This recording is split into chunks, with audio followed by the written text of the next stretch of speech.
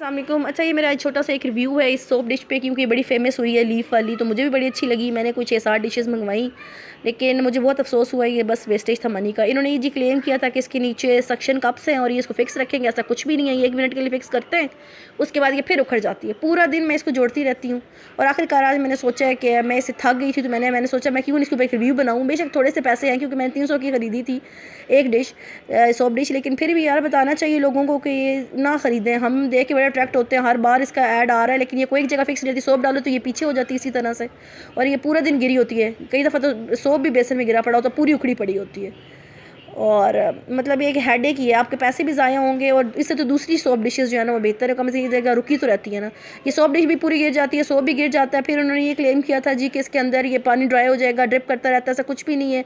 और मुझे ये था कि सोप ड्राई रहेगा, लेकिन ये सोप भी इसी तरह मैसी हो जाता है और मेल्ट होता रहता है। और मतलब इसी तरह ये जिस पर्पज़ के लिए ख़रीदी थी ना कि बड़ा अच्छा लगेगा, साफ़ सुथरा नहीं, और इसके ऊपर फिर जो वो सारा दिन जो है वो नीचे जो इसका ये बॉटम है ये भी मतलब गंदा सा हो जाता है, इसके ऊपर सारे स्टेन्स से आ जाते हैं, और मुझे तो बिल्कुल अच्छी नहीं लगी। मतलब मुझे अफसोस ही हुआ कि ये तो हेडेक ही पा ली है, पूरा दिन तो गिरी रहती है, इसका फ़ायदा क्या है। एक दफ़ा जुड़ जाए एक जगह पे पड़ी रहे तो बस, फिर तो था, फिर भी यूज़ हो जाती। लेकिन जब एक चीज़ वो रुकती ही नहीं है, गिर गिर के पागल हो जाती।